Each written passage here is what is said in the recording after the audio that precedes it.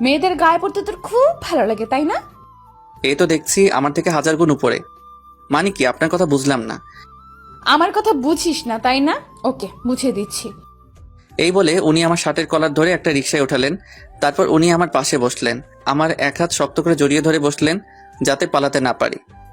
এই কি, কোথায় নিয়ে যাচ্ছেন আমাকে? তুই তো কিছুই বুঝিস না, তাই তোকে সব বোঝাতে নিয়ে যাচ্ছি। প্লিজ আপু, আমাকে ছেড়ে দিন, কলেজে দেরি হয়ে যাচ্ছে। চুপ করে বসে থাক। কলেজে কি শুধু তুই একা যাবি?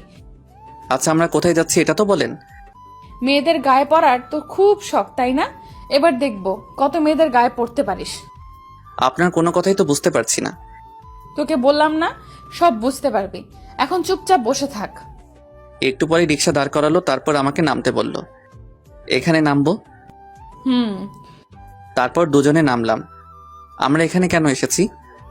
তুই কি এখনো কিছু বুঝতে পারছিস? না, পারছি না। আমি কিভাবে বলবো আপনি এখানে কেন এসেছেন? ওপরের লেখাটা ভালো করে পড়। উপরে তাকাতেই দেখি একটা সাইনবোর্ড টাঙানো আছে, সেখানে লেখা কাজী অফিস। লেখাটা পড়ে আমার সারা শরীর থরথর করে কাঁপতে লাগলো। এবার বুঝছো কেন এসেছি? এখানে আমরা কেন এসেছি? আজকের পরে দেখব তুই কত মেয়েদের গায়ে পড়তে পারিস। মানে আমি কিন্তু আপনার কথা কিছুই বুঝতে পারছি না। বুঝবি বুঝবি, একটু পর সব বুঝবি। এই বলে উনি আমার হাত ধরে ভিতরে নিয়ে গেলেন। ভিতরে গিয়ে অবাক হলাম, কারণ রাইসাপুর সব বান্ধবীরা আগে থেকে উপস্থিত আছে। আমাদের দেখেই সবাই এগিয়ে আসলো।